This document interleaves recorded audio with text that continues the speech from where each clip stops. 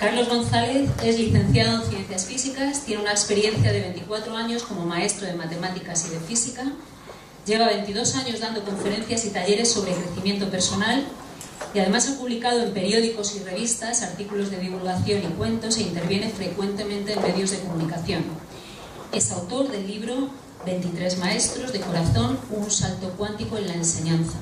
Basada en esta obra ha surgido una película documental, Entre Maestros, en la que se muestra, con alumnos auténticos y con el propio autor como profesor, cómo llevar a la práctica su mirada pedagógica, educar empoderando. Actualmente es investigador y divulgador de los nuevos paradigmas científicos y formador en su mirada pedagógica. Y Carlos nos hablará de la segunda alfabetización, un gran paso evolutivo para la humanidad. Muchas gracias. Gracias a vosotros por esta organización maravillosa y una de voluntad y de imaginación, ¿no? Es una delicia. ¿Cómo no creer en el mundo con organizaciones como la vuestra, ¿no? Sería un pecado. Y también gracias a todos los que estáis aquí sentados, ¿no?, por vuestra presencia y atención. Dos palabras mágicas en la exposición que voy a hacer: presencia y atención. Porque ese empoderamiento del ser humano del que voy a hablar se basa en ser los dueños de nuestra presencia y atención. Si ahora yo cojo a uno de vosotros y os insulto, capto vuestra atención. Luego, no somos dueños de nuestra atención ni de nuestra presencia. De hecho, la idea de educar empoderando del maestro es ir cambiando la autoridad por la presencia. Cosa no sencilla, pero... Y yo, esos 24 años que fue profesor de bachillerato en secundaria, pues claro, si cambias muy rápido de la autoridad a la presencia, se te va la clase. Entonces ahí aprendí muchísimo, me equivoqué muchísimo, ¿no? Y a mí lo que me gusta es investigar. Entonces yo fui 24 años profesor de física y matemáticas en bachillerato, pero yo estaba investigando. Entonces, de alguna forma, yo estaba haciendo... Porque yo era un ingenuo cuando llegué a la facultad de física, y cuando acabé, a mí me gusta investigar, digo, venga, hacer la tesina, la tesis, y voy y le digo a la doctora, le digo, pues yo quiero investigar algo que no se ha investigado, y le entra un ataque de risa, ¿no? Fue un buen aterrizaje aquí, ¿no? Digo, hombre, tal... Bueno, empecé una tesina y me aburrí, la verdad es que me aburrí. Y claro, digo, bueno, pues me voy a la enseñanza que me gusta y llegar a la vida. Y claro, ese investigador que llevo dentro, pues es que no hacía más que investigar. Y se salía de los contextos académicos y se desbordaba, ¿no?, aquello. Y claro, nadie me decía lo que tenía que investigar. Porque como no había una doctora que me decía lo que... Claro, además la doctora me explicó, oiga, es que si usted tiene que hacer algo novedoso como este, no lo puede hacer en la facultad. ¿Quién iba a llevar la tesis doctoral a este? Esto no tiene sentido, ¿no? Entonces me dio ese aterrizaje y esos 24 años me dio el despegue, podríamos decir, de ver al ser humano de una forma diferente, ¿no? Lo que está muy manoseado lo de salto cuántico, pero yo diría el sentido que le doy aquí, no el utilitarista que se le da muchas veces, ¿no?, como salvador de todo lo alternativo, podríamos decir, ¿no? Pero hay una base científica del salto cuántico, que es lo que a mí me maravilló. Claro, mi exposición, en vez de versar de la evolución del ser humano desde el pasado hasta ahora, es desde ahora hasta el futuro. Así de atrevido soy. Ahora explicaré de dónde nace este atrevimiento, ¿no? Es decir, ¿cómo es posible que puedas hablar de la evolución del ser humano en el futuro, ¿no? Bueno, pues me baso en mi visión de físico, curiosamente. Porque claro, cuando yo llegué a la facultad de física, llegué persiguiendo las estrellas. Me gustaban mucho las estrellas, quise ser astrofísico, astrónomo, investigar el universo, ¿no?, sin darme cuenta que estaba predestinado a estudiar otro universo, la naturaleza humana. Esas estrellas eran los seres humanos, que hemos sido educados sin astros con luz propia, sin ser astros con luz propia. O sea, hemos sido instruidos, no educados, ¿no? El exducere aún no se ha desarrollado. Estamos en meter cosas dentro, ¿no? Y de ahí nace el cientificismo. Entonces, enfrentarse al cientificismo te convierte en cientifista. Es un laberinto que terminas haciendo lo mismo, ¿no?, en el otro lado. No, hay que hacerlo desde dentro. Por eso yo admiro mucho a Máximo, que vendrá después, ¿no? Y en mi formación de Educar Empoderando, él está presente, no lo sabe porque hoy le he conocido personalmente, pero como un ejemplo de trabajar dentro del sistema, ¿no? Me parece maravilloso lo que hace. el darwinismo. En física no hay ningún problema, porque en física llevamos a todo conocimiento estructurado teorías. Pero curiosamente, en biología y en otros puntos no se les llama teorías. Con lo cual, claro, librarse de una verdad cuesta mucho más que librarse de una teoría. Entonces, la palabra teoría para mí es mágica. Entonces, ¿qué diferencia hay entre la física y el resto del conocimiento? La física moderna, ¿eh? Pues una diferencia sustancial, un cambio de paradigma. Una mirada que si la llevas a la filosofía cambia la visión del ser humano, ¿no? ¿Cómo me empecé a dar cuenta en la facultad? Era entonces la carrera de 5 años, la licenciatura, y en tercero había la física cuántica. Todo el mundo estaba usando la cuántica. Nos iba a ver algo nuevo, ¿no? Y el primer día, el profesor de física cuántica hace esta pregunta. La tenía estudiada de todos los años, era un genio, vamos, en esto. Dice, ¿sabéis por qué se llama cuántica a este conocimiento, a esta rama de la física? Y deja un silencio estudiado. Ahora, esa te va a decir nada. Se llama cuántica porque solo unos cuantos la entienden. Ya, todo el mundo ahí babeando, ya, esto va a ser una repera, esto es demasiado. Pero ahora venía, son tres tiros, podríamos decir, lógicos que nos tira este hombre. El segundo tiro es el siguiente, otro silencio, cuando lo callamos, dice, y entre esos cuantos yo no me encuentro. Ya, el alucine total, ¿no? El de cuántica dice que no la entiende. Y el tercer tiro, que dice, ¿y sabéis por qué? Porque no quiero volverme loco. Los primeros físicos cuánticos, algunos, pues claro, es que cuando lo quería llevar al terreno de la filosofía, a la profundidad, dice, que esto, mira, nos quedamos con la fórmula de las presiones y nos dejamos de tontería. Entonces, esa honestidad de ese profesor me ayudó, me iba a ayudar después. Entonces no entendía bien lo que quería decir. Pero realmente el salto cuántico existe. Y él lo estaba diciendo. Lo que pasa es que él no se atrevía a interpretarlo. Entonces, lo que yo hice es extrapolar ese salto cuántico de la física a todo el conocimiento humano, a la visión del ser humano. Hice una extrapolación. La teoría de los fractales de matemáticas, pues fractalidad, lo amplío. Y claro, el laboratorio tenía seres humanos. Mi experiencia era desde el corazón, no los veía como ratas, ¿no? Eran seres humanos con luz propia. Ellos me iban a enseñar con su sabiduría. Mis alumnos fueron mis maestros. Y mi paga de profesor, mi beca para hacer mi doctorado. Libre, ahí, con el tiempo que me diese la gana. Bueno, cuando acabé ese doctorado, o la investigación de doctorado, 24 años, no está mal. Dejé la enseñanza, digo, pues esto hay que formularlo, hay que seguir investigando a tiempo total, ¿no? Porque claro, los exámenes y todo esto me estorbaba bastante, en secundaria, siempre corrigiendo. Claro, yo estaba trascendiendo la idea de instrucción, pero los exámenes están basados en la instrucción. Entonces, no me puedo pelear con lo establecido, porque no sería un movimiento de corazón. Esta evolución de la que voy a hablar es un movimiento de corazón, donde corazón y mente se funden en este nuevo paradigma, ¿no? Entonces, este nuevo paradigma es para ver la belleza en el paradigma anterior. Porque si tú no ves la belleza en algo, tú no lo has comprendido desde el corazón. Para mí eso es vital. Pero para ello hay que entender que el último misterio de la vida no lo vamos a resolver nunca. Menos mal, porque si no ya no podemos morir. Entonces, mi visión que tengo yo sobre el misterio de la vida es como este teatrillo que tenemos aquí, ¿no? Es decir, detrás del telón está el misterio de la vida. ¿Qué hace el nuevo paradigma? Darnos un mayor escenario. Pero mucho más. Pero el misterio continúa detrás. Con lo cual no tengo que luchar contra las creencias de nadie.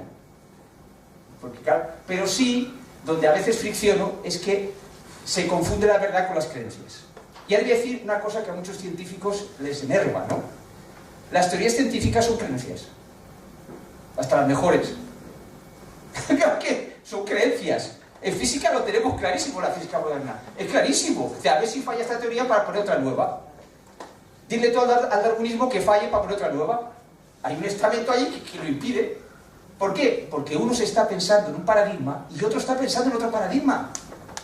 Por eso la física ha inaugurado la época digital. Fijaos, en un coche están las dos físicas. El motor de explosión, antigua física. Contamina, crea problemas. El GPS. Es otra forma de pensar. Es otra forma de vivir. Y si profundizas en la educación, otra forma de ver el ser humano. Descubrir potenciales.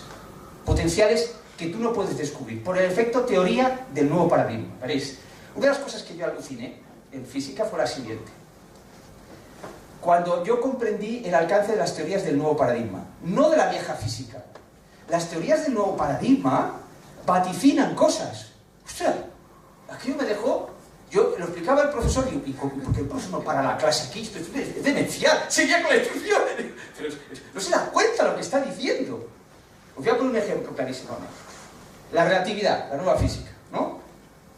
Bien, entonces, la relatividad la establece Einstein para explicar cosas que no se explicaban. Perfecto. Una vez la formula, oh sorpresa, vaticina cosas para las que no había sido creada. Y esto ocurre en todas las teorías del nuevo paradigma. Y las del viejo no. Qué curioso, ¿no? Una prueba más de que es un nuevo paradigma de pensar. Tenemos una oportunidad que no tuvo ni Platón. ¡No la despreciemos! Es la entrada a este nuevo paradigma, los grandes sabios lo hubiesen deseado. ¿No? Por cierto, ¿cómo se les honra a Sócrates? Conócete a ti mismo. Llevaba a mis alumnos a selectividad y yo preguntaba al profesor de filosofía. Digo, pero bueno, tanta importancia que se da a la selectividad a Sócrates y nadie les enseña a conocerse a sí mismo. Esto es una deshonra a Sócrates. Y no lo entendían. Que Sócrates no quiere que le pongan los altares, el pueblo quiere que enseñe a que se conozca a los alumnos. No hay forma. Eso es el academicismo, el cientifismo. Programados. No importa que seas un genio, estás programado igual. Es una cuestión de despertar, de darte cuenta de ese nuevo paradigma. No es cuestión de genialidad, afortunadamente. Porque no hay nada más antidemocrático que los genios. Es una cosa alucinante, ¿no? Entonces, seguimos con el efecto de la teoría de la física moderna. Claro, a mí, yo alucinaba cuando los profes lo explicaban, pero ellos nunca iban a la profundidad, se quedaban en la aplicación. Claro, yo me quedaba frustrado.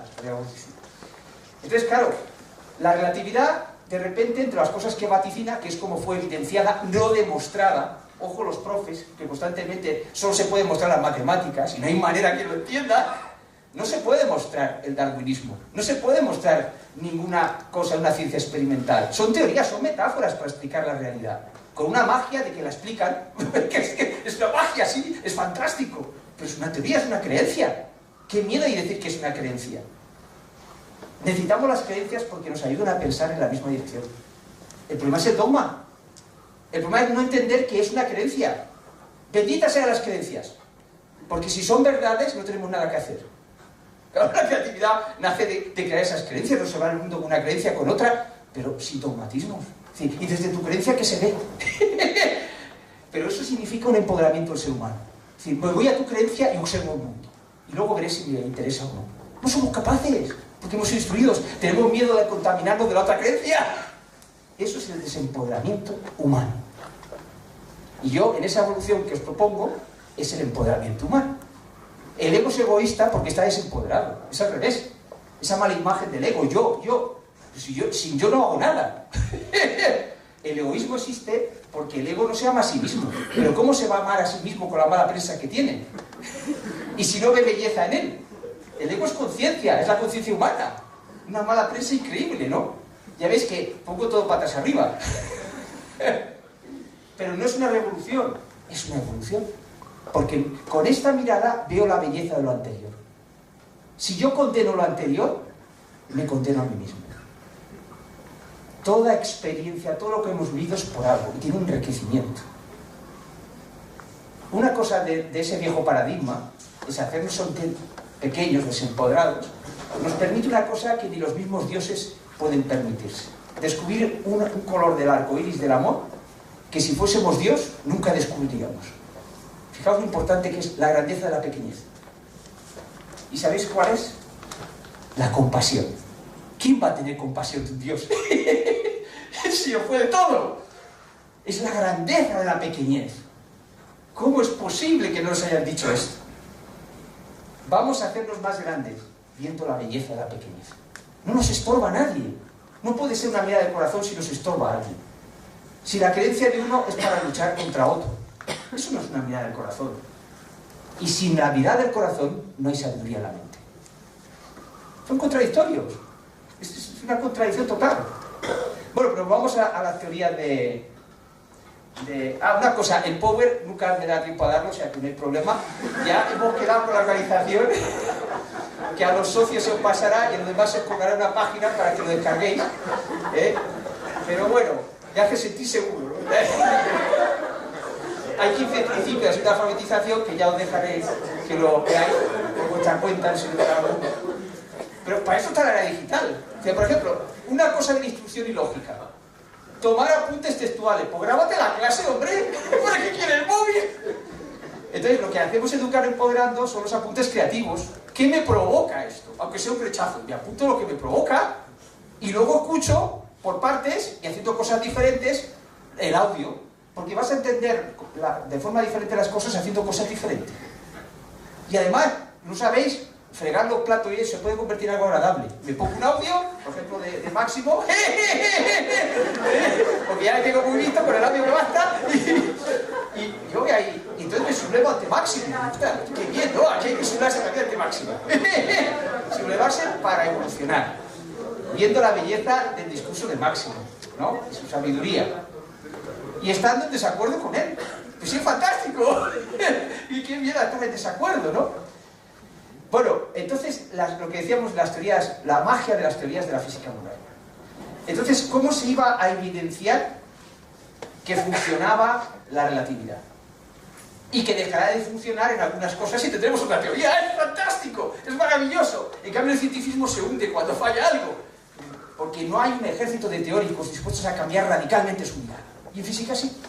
Qué curioso, ¿no?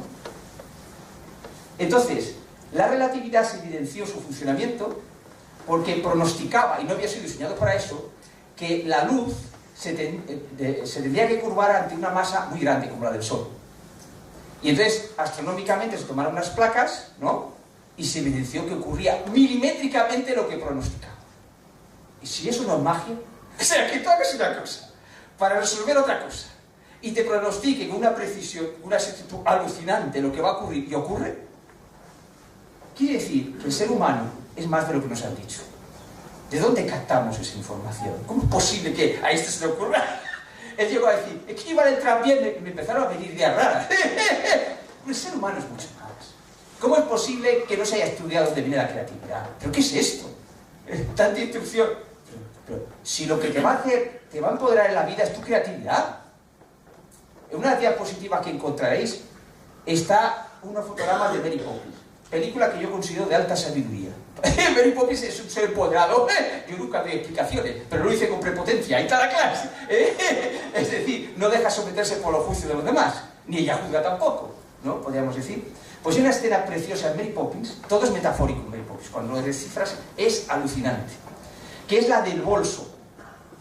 Entonces, ella saca de un bolso que trae, está con los niños y empieza a sacar el perchero, no sé qué, saca lo que anhela tener allí para que sea su hogar, ¿no? Perfecto. Y va el niño, lo veréis en el fotograma que os he puesto, y mira debajo de la mesa, ves hay un truco, coge el bolso, mira y no hay nada. Claro, si lo entiendes textualmente no lo entiendes. Es todo metafórico, Mary Poppins, es una película de sabiduría. Pamela Travers estuvo haciendo autoconocimiento en Alemania, es la autora de los libros, y luego Walt Disney le dio la magia que le faltaba, la del niño. Es fantástico. Bien, ¿qué representa el bolso de Mary Poppins? La creatividad libre, hombre, que ahí donde estés te sientes como el hogar, porque tú vas creando lo que tú anhelas en cada sitio, y hay que educar para esa creatividad libre, hay que educar para que todo el mundo tenga su bolso de Mary Poppins. Esta mirada es poética, porque la nueva ciencia, el nuevo paradigma, es poética. Entonces, ya no está preocupado el profesor por el estamento, por salvar el mundo. ¿Cómo vas a salvar el mundo si no sabes qué hay detrás del telón? ¡Qué prepotencia! Salvar el mundo. ¿Por qué no nos conformamos con disfrutar del mundo? ¿Os parece poco? Cambiemos nuestra mirada sobre el ser humano. En vez de educar el sentido de la fidelidad a los clanes, familiar, cultural, ideológico, cientifista, ¿no? Educar en el sentido de la felicidad. Y eso solo se puede hacer a través de la sabiduría que une la mente y el corazón.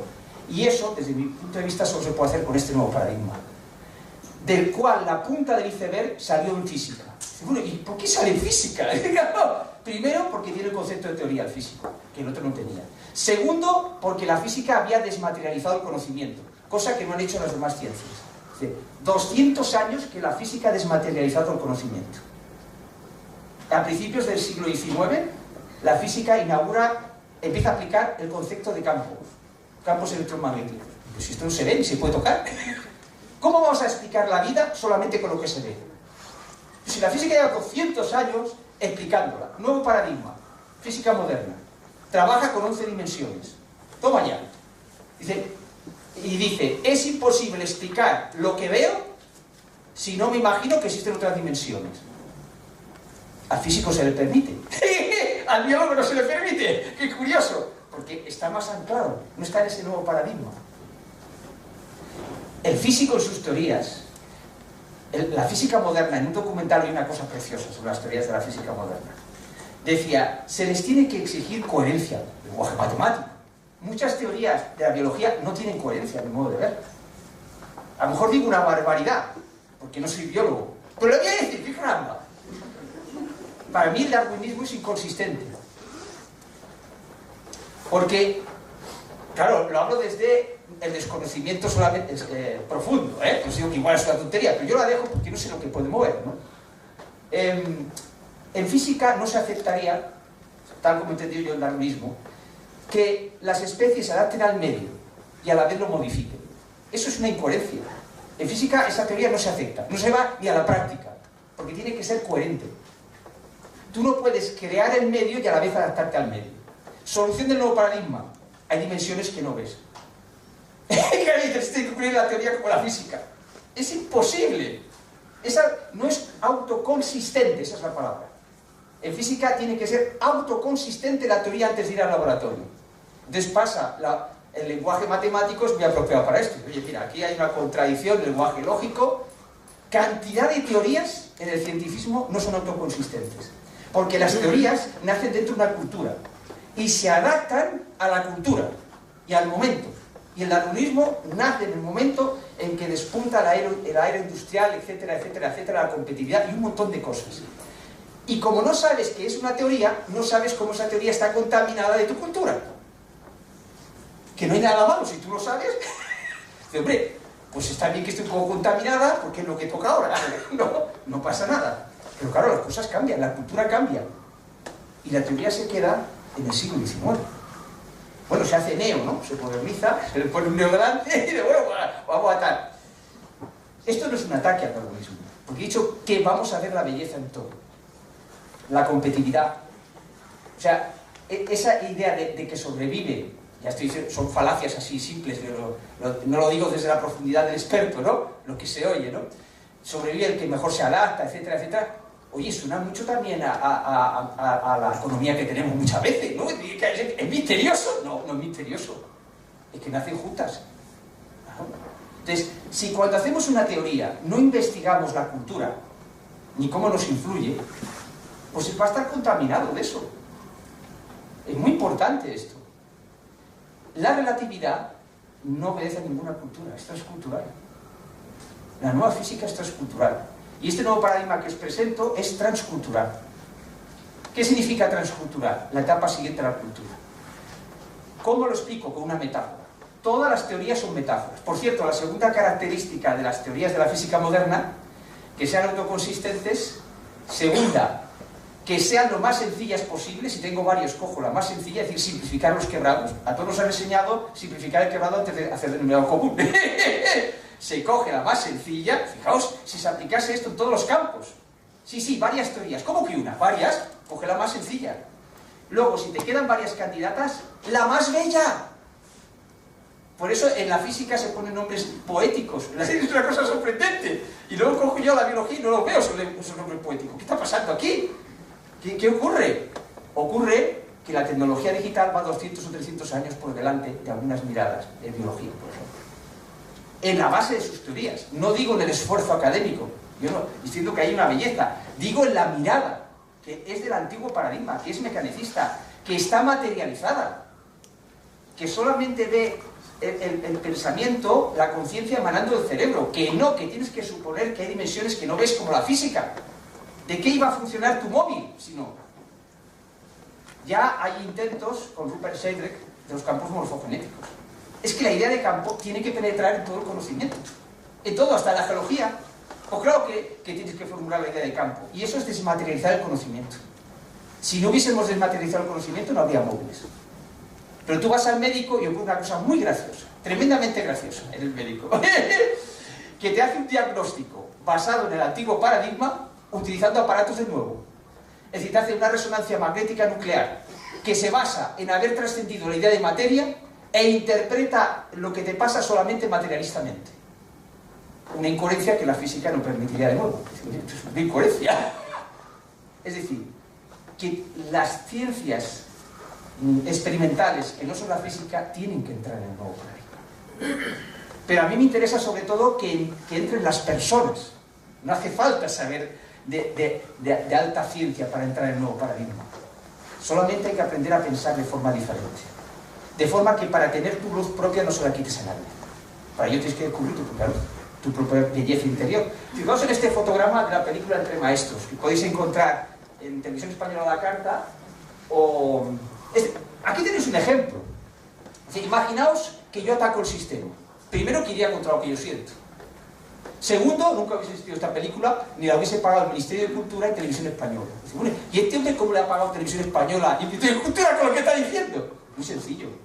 Porque amo el Ministerio de Cultura y amo Televisión Española. Como máximo, ama a sus alumnos. Y espero que a sus compañeros. Más difícil, ¿no? Pero ese es el gran secreto. Ellos están experimentando otra cosa.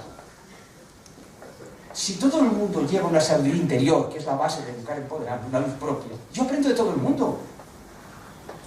Porque a lo mejor el ego de esa persona está atrapado en una creencia que ve como verdad, sí. Pero hay una sabiduría detrás de ese ego. Y si yo la escucho, la voy a interpretar, me va a venir en forma de metáfora, como Mary Poppins. Gracias, ¿cuánto me has ayudado? Y el otro no se ha enterado de nada. Porque me ha dado un mensaje que está ahí en forma de metáfora. ¿Veis esta nueva forma de pensar? Ya no lucha las humanidades con la ciencia. Es que la ciencia es poética. Sin corazón no hay subjetividad. Esta nueva ciencia que os presento, ya me he saltado del poco y ya me salgo. Esta nueva ciencia que os presento es transobjetiva. La palabra trans, para mí, es la clave. Porque no significa que vas contra lo anterior, sino que vas al paso siguiente. Y yo no puedo dar un paso siguiente si no existen los otros pasos. Es imposible. Por lo tanto, estoy agradecido a que exista. ¿Qué sería de Máximo sin el darwinismo? Fíjate todo lo que te ha motivado. ¡Claro! Pues hay que estar agradecido. Sí, efectivamente. Es fantástico. Si no sabemos el misterio de la vida, ¿cómo podemos decir que algo no sirve para nada? Ni del pasado ni del futuro. Quitémonos nuestra prepotencia cultural y entremos descalzos en las creencias de los demás. Y a lo mejor en esas creencias vemos cosas que la persona que cree no ve. Eso es delicioso. Claro, porque claro, tú tienes una perspectiva y descubres algo que la otra persona no ha visto. Fascinante. ¿Se habrá dejado Máximo alguna belleza en el darwinismo sin ver? Pregunta inquietante, ¿no? Después de tanto tiempo. Es que cuando tú amas las cosas, entonces las comprendes. Y si yo no amo el pasado, no puedo amar el futuro, ni el presente. Hay que enseñar al ego, a la conciencia humana, a amarse a sí mismo. Fijaos, ser humano. Si lo dice todo. El antiguo paradigma está en dualidad. En Oriente ya hablaban de esto. Está en dualidad, las cosas se enfrentan entre sí, ¿no? Entonces, ser humano en el antiguo paradigma se enfrenta al ser al humano. Y entonces, claro, el humano siempre es inferior al ser. Una lucha ahí, ¿no? En el nuevo paradigma, el humano es parte del ser. ¿Qué barbaridad dice este hombre? Pues sí, es lo que yo siento. Y además lo veo lógico. Sí, señor. El ego es parte del ser. Es una parte que se ha programado, que se ha instruido y se ha olvidado que es parte del ser. Eso no puede ser de esa forma. Es que si no, mi corazón dirá que no puede ser. No puede ser que haya el privilegiado sea el ser y el humano. No, pero no. El ser ha querido vivir la pequeñez del humano. El efecto amapola, que la arrancas y se caen los pétalos. Es bellísimo. La compasión. Si el ser no se olvida de quién es, si no se hace ego, ¿cómo va a descubrir la compasión? Sí, y para que haya compasión tiene que hacer, en ese juego de la dualidad, podemos llamar, tiene que haber alguien que haga el papel de malo, si es cierto, porque claro, si no, ¿cómo va a tener compasión, no? Esto está unido, es un juego, es un juego. Entonces ese juego nos lleva a dramatizar la vida. Y en ese juego estamos obedeciendo a los clanes, y lo entenderías ahora enseguida. Cuando uno nace en una cultura, o nace, uy, qué mal vamos, cuando uno nace en una cultura, o en una cultura, en una familia, eso los llamo clanes, para entenderlo, ¿no? No tiene nada que ver con los clanes mafiosos. Algunos toques tiene, ¿no? Pero bueno, a ver la belleza en eso también, ¿no?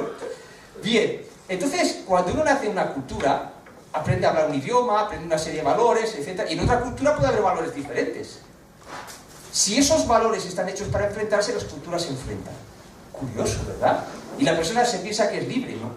Que yo sepa, ningún ego es consciente de haber elegido su cultura ni su lengua materna. Ya con el problema en Cataluña a veces me parto de risa. Digo, mira, este podía haber nacido Rajoy. ¿Cómo te ves? Pero si lo ha elegido de nacer. Hombre, pero ¿qué pasa aquí? Porque están obedeciendo a sus propios planes ideológicos, lo que sea, pongamos el nombre que queramos, ¿no? Ahora vamos a ver la belleza de esto. Porque he dicho que no es una crítica destructiva. Solamente puedo cambiar aquello que he sido capaz de amar. Eso está claro. ¿Cuál es la belleza del clan? Muy sencillo. Vamos a pensar en la cultura, por ejemplo, para fijarnos en un clan. Tú naces en una cultura. En el seno de la cultura, imaginaos que la cultura es una madre. Y tú eres un feto que estás creciendo dentro de la madre. Bien. Cuando tú eres feto, cuando estás en la etapa gestante, puedes elegir lo que comes. Puedes elegir lo que respiras. Se habla de que ya vive las emociones de la madre, no puedes elegir nada. Estás concentrado en crecer, ¿lo ves? Pues la mayoría de las personas son súbditos de sus clanes, de su cultura, de lo que sea, de su plan ideológico. Entonces están creciendo y eso es algo bello.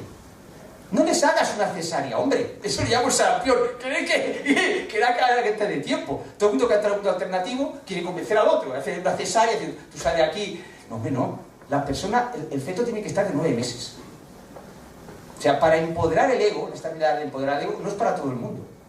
Es para quien alguien diga, dentro del claustro materno de la cultura, diga, aquí no hay quien viva. Pero no porque haya nada malo en el claustro materno. Es que tienes 9 meses, hombre. Entonces tienes que respirar por ti mismo. Entonces, el educar empoderando es un acto de rebeldía para revelar tu propia luz, tu propio poder, no contra nadie. Es un acto natural. Y entra con la palabra evolución. O sea, yo lo que os propongo es una evolución del ser humano, que ahora toca, a mi modo de ver, que es nacer a ti mismo. Y ahora, la belleza. Dice, vale, yo cuando estoy dentro de la cultura obedezco a los valores culturales, etcétera, etcétera, etcétera. Cientifismo lo mismo, por cierto, exactamente lo mismo. Está ahí dentro, hasta que no tienes 9 meses, pues claro, es lo mismo. Funciona exactamente igual la metáfora. Entonces, en el momento que tú naces fuera de tu madre, conoces a tu madre por fuera. No podías conocer su sonrisa, no podías conocer sus caricias, no podías mamar de sus pechos. Es un proceso natural, evolutivo. No es ir contra lo anterior. ¿Qué sentido tiene maldecir mi etapa fetal? No tiene ningún sentido. Entonces, cada persona está viviendo la gestación en meses diferentes. Y unos cuantos sienten, oye, aquí no hay quien viva. Entonces, faltan teorías, que es a lo que me dedico, teorías, que no verdades, metáforas potentes para explicar qué es eso que algunos sentimos que hay un cambio en la humanidad. Y esas metáforas nos ayudan a aclararnos. Y si hay otras mejores, pues las cambiaremos. Pero necesitamos un sitio donde pensar, donde sentir, ¿lo ves? Y que cuadre mente y corazón, muy importante. Entonces, la etapa transcultural que os propongo como evolución de la humanidad, transtoca todo, consiste en conocer a tu cultura, por ejemplo, por fuera. Entonces te conviertes en un creativo cultural. Conocer la ciencia por fuera. No como un mero feto que sigue las corrientes establecidas, haciendo innovaciones dentro de esas corrientes. Belleza, belleza, absolutamente belleza. No puedes nacer a ti mismo sin la época de gestación. Entonces, si alguien siente esta rebeldía, le invito a conocer esta mirada. ¿Lo veis? En el Power tenéis información para llegar a ella. Bien, esta mirada, esta visión del nuevo mundo, no sé cuánto tiempo queda, Voy a contar un cuento. Un cuentecito. Un cuento es mágico. Se adapta a cualquier cosa este cuento. Cualquier cosa que vaya en esta línea, claro, lógicamente, ¿no? En esta ocasión, porque el título lo cambio según la ocasión, es la creatividad libre. En esta ocasión lo podemos llamar la segunda alfabetización, un salto cuántico en la conciencia humana. ¿Lo ves? Ese salto cuántico. ¿Por qué lo de salto cuántico? Antes no lo he explicado bien. Claro. Mirad, la relatividad explica como un caso concreto las leyes de Newton, pero al revés no. Son como las muñecas rusas que se meten una dentro de otra, ¿no? Es decir, el nuevo paradigma explica por qué funcionaban las teorías del viejo, pero llega más lejos. No va contra él, ¿lo ves? Es como la etapa gestante, otra vez lo mismo. No, lo explica y descubre. Además, yo desde fuera puedo estudiar el feto y ver bellezas que no veía desde dentro. Fijaos lo que os estoy diciendo. O sea, yo puedo ir a un compañero que está en la etapa fetal, entrar dentro del vientre materno y ver bellezas que cuando yo estaba en la etapa fetal no tenía perspectivas para ver. Creo que ahora me he explicado bien lo que es ver la belleza en todas las etapas. ¿Lo veis? Hay una belleza. Toda persona está creciendo con sus creencias y sus teorías. Alimentémoslos en la coherencia de sus propias creencias. En vez de sacarle de sus creencias, alimentemos la coherencia en sus creencias. Que crezca dentro de sus creencias. ¿No es eso más de corazón? ¿No es mucho más bello? ¿Por qué tenemos prisa? Cada uno se está experimentando en sus creencias. Es algo maravilloso. Y si la creencia es bella, con el nuevo paradigma, pues ya, demasiado. Demasiado. Bueno, entonces, pues vamos al cuento, va. Érase una vez 3 ideas de humanidad, representadas por 3 gusanos de seda que desconocían su destino, ¿no? Vamos a conocer sus formas de pensar por sus nombres. La primera humanidad, primera visión de la humanidad, se llama pesimista. La segunda se llama realista y la otra idealista. Bien, entonces empiezan a encontrarse diferentes, claro, empieza a sentir la metamorfosis, que se licúan y todo, me parece una cosa alucinante, ¿no? Una cosa que no se para la clase para sentir eso. Bueno, para ir a la clase, ¿qué es esto? ¿Qué ha dicho el profe? Se licúa, no se deja sentir. Esa es la ciencia transobjetiva, que no me da tiempo a explicar. Objetiva y subjetiva a la vez. Tú no puedes crear una creencia nueva si no eres subjetivo. Y en clase, cuando se dice que la ciencia solamente puede ser objetiva, matamos la creatividad del alumno. No, la ciencia avanza porque es subjetiva. Y es necesario objetivizarla para comunicárselo a los demás. Es la dualidad, haciendo contraponer los términos que os decía. No, todo es objetivo y subjetivo a la vez. De hecho, no existe nada objetivo, si me apremiáis, sino que son subjetividades de mayor grado. Porque para decir que algo es objetivo, tendría que saber qué hay detrás del telón. Como no sé el último misterio, lo que quiero, cuando yo digo que una cosa es objetiva, significa que es una subjetividad de mayor amplitud. ¿Lo veis? Para aclararlo, lo llamamos objetiva. Son términos relativos, como la relatividad. En este paradigma todo se relativiza para poderlo relacionar. Relatividad y relacionar son la clave, como las neuronas del cerebro. ¿Lo veis? Cuanto más relativizo el conocimiento, mejor se puede relacionar. Bueno, érase una vez los 3 gusanos de seda. Y entonces vamos primero a pesimista. Tengo olvidado este lado, no sé por qué. Vamos a ver. Pesimista se siente la transformación y claro, desde sus creencias dice: me encuentro fatal, estoy bien fastidiado, por no decir otra palabra. Dice, bueno, a ver, calma, vamos a ver qué pasa. Dice, claro, yo me he fijado en el bosque y aquí los animales se mueren. O sea, oye, esto es la muerte, vamos, seguro, porque nunca me he encontrado tan mal. Ya, que me quiten lo bailado. Perfecto. Llegamos a realista y dice, verdaderamente me encuentro mal, pero nunca me había encontrado tan mal. Vamos a mirar en el bosque, a ver si me inspira algo. Ah, claro, hay animales que tienen heridas o están enfermos un tiempo y luego se curan. Claro, hay que ser realista. Hay que ser optimista, diría el realista, ¿no?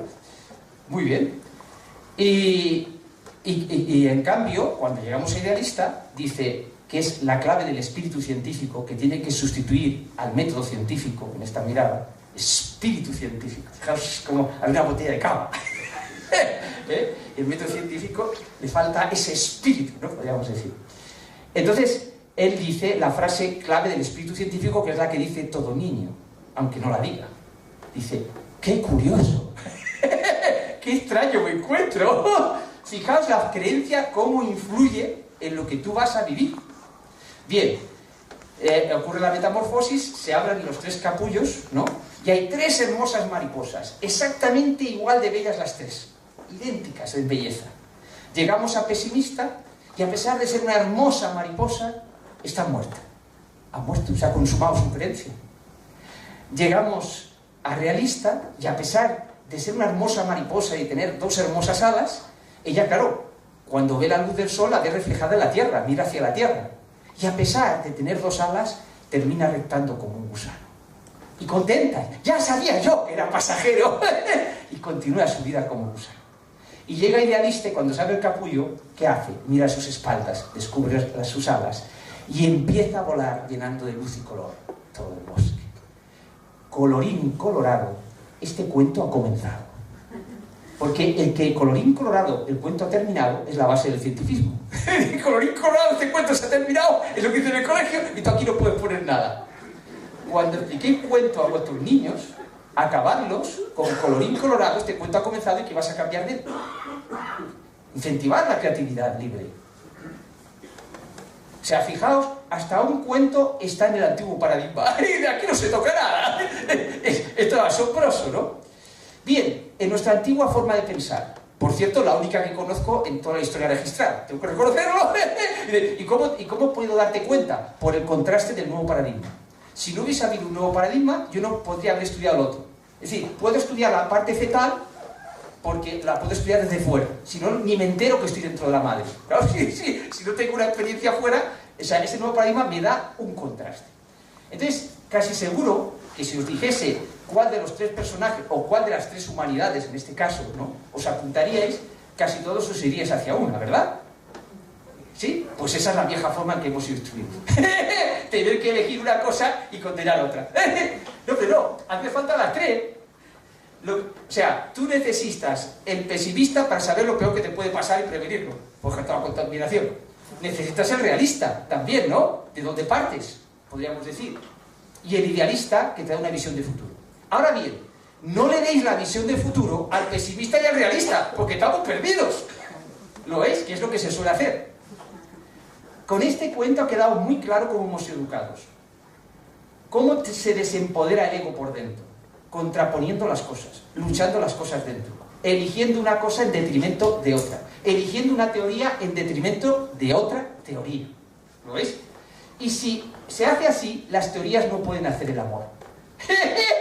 Claro, imaginaos las teorías. En dualidad, las teorías tienen cada una un límite, ¿no? Y se enfrentan, luchan en el límite. ¿Lo ves? Vale. Ahora imaginaos que ese límite es la piel humana. Te voy a tocar el corazón a esta mujer. No cojo un bisturí y la abro. Le toco la piel. Las teorías tienen, las creencias tienen que hacer el amor. Tocándose la piel, tocándose sus límites.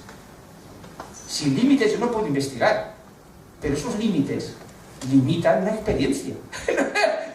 No la verdad. ¿Lo veis? La verdad ya la encarnamos en lo que somos y lo que vivimos. Parece poco. Es bestial. El misterio que vivimos es alucinante. Había unos físicos locos que decían en el siglo XIX que ya estaba todo descubierto. ¡Qué prepotencia! Una cosa alucinante, ¿no? Esta idea cientifista. Digo, ¡qué barbaridad, hombre! Ninguna ciencia está preparada para explicar la vida por sí sola. Y eso lo sabéis bien aquí. Si no, solo daría biología, ¿verdad? Entonces, en el nuevo paradigma, esa biología se impregna de por sí. Sus teorías se embellecen. El corazón está presente. Y es transobjetiva, es decir, es objetiva y subjetiva a la vez. Si Einstein no hubiese sido subjetivo, no hubiese podido crear la teoría de la relatividad. Entonces, cuidado si hay algún profe aquí. Y decís que la ciencia tiene que ser objetiva por obligación. La ciencia hasta ahora se ha querido ser objetiva, pero nunca ha sido objetiva. Y el mismo darwinismo lo demuestra cuando se contamina de las cosas culturales que existían entonces. Porque además que no puede ser de otra forma, es normal. Si estás respirando el mismo aire, pues tu visión viene dado por aquello, no es una crítica al darwinismo. Yo siempre hablo del paso siguiente, y del paso siguiente descubriendo la belleza en el anterior. Recordad lo de la época fetal. Cuando estás dentro de la madre hay bellezas que no ves. Cuando tú eres un biólogo que estudia con la ecografía, con los medios que tengamos ahora, verás cosas que como feto no tenías conciencia. Por lo tanto, aunque nosotros vayamos a la etapa siguiente, seguimos aprendiendo de la anterior. No nos sobra nadie. ¡Qué belleza! Fijaos en esta imagen de la película Entre Maestros. Lucy, Luz, está mirando para adentro, pero está disfrutando de lo que encuentra. ¡Qué interesante! El autoconocimiento antiguo, porque yo antes, claro, yo estudié de todos, esoterismo, estudié todo, miré todo, ¿no? Y claro, siempre hacía una lectura creativa, ahí estaba la clave, ¿no? Entonces yo veía el autoconocimiento antiguo que era demasiado serio. Digo, yo quiero hacer un autoconocimiento como Mary Poppins. ¿Qué es esto de qué? Pero ¿qué es esta seriedad, no? Este academicismo, esta seriedad, ¿qué es esto, no? O el maestro de los monjes Shaolin, 20 años ahí, aprendiendo, y luego dice, hijo mío, no sirves, ¿no? Me ahorro la palabra que todos tenéis, 20, ¿no? Vaya frustración, ¿no? Y esto no puede ser, hombre. La segunda alfabetización que propongo es llevar el autoconocimiento a clase, pero no ese antiguo, hombre. Un autoconocimiento a disfrutar, como Lucy, mira para adentro y dice, ¡qué belleza, hombre! Mira, cuando tú descubres tu belleza interior, te enseñan a descubrir tu belleza interior, tú, 5 minutos, ¿no? Tú, no... Vale. El problema del ego desempoderado es que no sabe amarse a sí mismo. Por eso manipula a los demás, por eso es egoísta. Es tan simple como esto, tan sencillo como esto. Como las teorías de la física, hay que simplificarlas, ¿no? Bien. Pero hay una solución para amar algo sin esfuerzo. Porque nos han enseñado los clanes a amar con esfuerzo. Amarás a tu padre por obligación, hombre. Y si es un... Bueno, claro, ¿qué pasa aquí, no? Entonces, nos han enseñado a amar por obligación. Lo cual es alucinante, pero es así, ¿no? De hecho, la ética a veces es una forma de amar por obligación. No, toma, ¿no? Bien, entonces, ¿por qué contaba yo esto? Ahora me he perdido. Es un...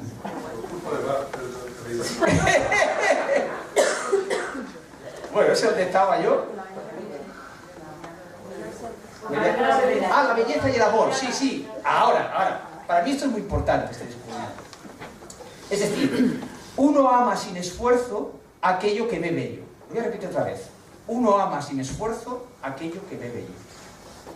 ¿Lo veis? Eso no tiene ningún esfuerzo. Las madres, cuando tenéis vuestro niño recién nacido, lo veis bello, y a lo mejor decís, no ha sido tan guapo, ¿no? Pero no tenéis más remedio que amarlo, porque lo veis bello. ¿Lo veis? Entonces, este autoconocimiento es para descubrir nuestra belleza interior. Cuando tú descubres tu belleza interior, tú te amas sin esfuerzo. No te necesitas una ética, una moral, no, te amas sin esfuerzo. Mirad, la sabiduría de este paradigma es el paso siguiente a la ética y a la moral. De momento, bendita sea la ética y la moral.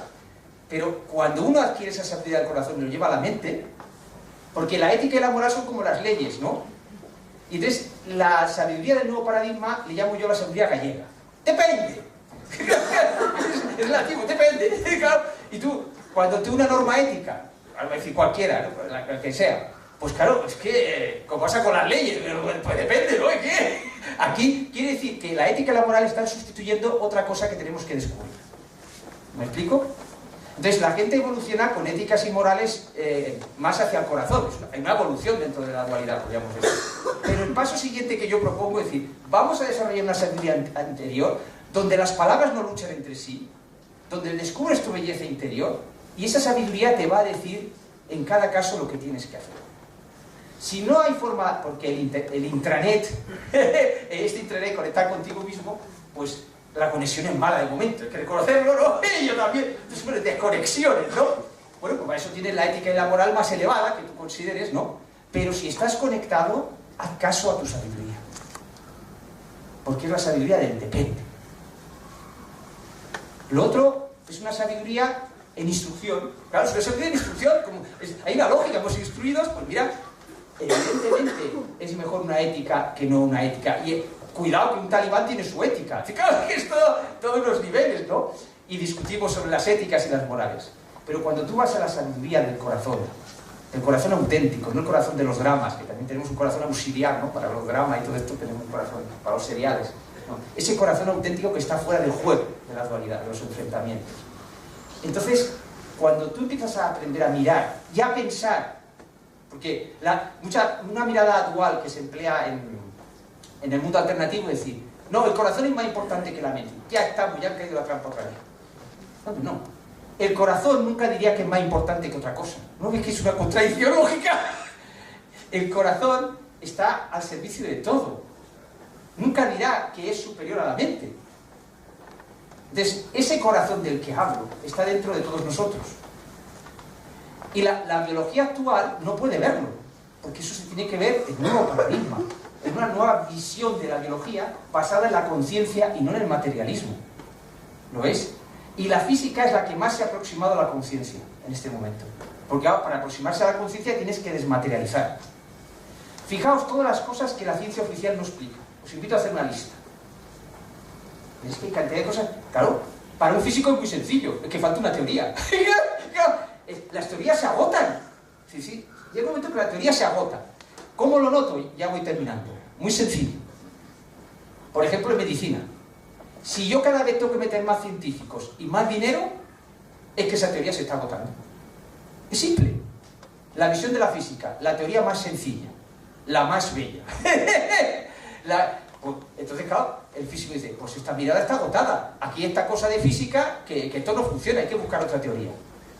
El día que la biología funcione con esta mirada, que en vez de ver un problema, en meter más medios, diga, ¿y si me planteo una nueva mirada radicalmente diferente, en la que necesite menos medios? Entonces la ciencia va a progresar a una velocidad increíble. Y si en clase los maestros enseñan que la ciencia puede ser objetiva y subjetiva a la vez, sin ir contra la objetividad de la ciencia, ¿ves? No va. Es que faltaba la parte subjetiva, la parte creativa. Tú creas desde la subjetividad, no desde la objetividad. Y la objetividad es para consolidar, para estructurar, para poder comunicar a los demás. Entonces, esa forma dual de pensar es la que provoca los dramas. Y ahora ya hablo para todo el mundo, ¿no? En la vida de todo el mundo. ¿Cómo es posible que no queráis vivir dramas con vuestra pareja y con vuestros hijos y sin embargo aparezcan? No depende de vuestra voluntad, de vuestra voluntad ni de vuestra bondad. Puede ser muy bondadoso si te metes en un drama. La forma de pensar en dualidad hace que creemos dramas sin darnos cuenta. ¿Lo ves? Os pongo un ejemplo ya para terminar. Por ejemplo, en la evolución esta de la conciencia, muchos místicos ya lo han dicho, estaríamos de acuerdo. Hay que dejar de juzgar de la forma descalificativa a las personas, ¿no? Y entonces Jesús dice, no juzgues y no serás juzgados. Vale, muy bien. Pero Jesús nunca nos dice cómo. Curioso, ¿verdad? Así como la filosofía de bachillerato. Esto es importante, pero no nos dice cómo. Claro, pues, porque nos tocaba a nosotros, amigos. ¿No? Entonces, no juzgues y no serás juzgado, eso no resuelve el problema. Falta el paso siguiente. Porque si tú te condenas por juzgar, vuelve a ser un juicio. ¿Vais viendo el problema? Sí. Voy a dejar de juzgar. Pues estás juzgando el juicio. Eso le llamo yo el laberinto de la dualidad. Entonces, esas cosas hacen que nuestra mente, a pesar de tener ese cerebro tan poderoso, entre en colapso. Y cree dramas sin querer crear dramas. ¿Lo veis? Es nuestra forma de pensar que nos está colapsando. Entonces, ¿cómo se trasciende el juicio? No cómo se combate, error. Combatir el juicio es un juicio. ¿Vais cogiendo la idea? Eso está en nuestra forma de pensar. ¿Cómo se trasciende el juicio? Muy simple. Viviéndolo como un juego. Claro, es la única forma.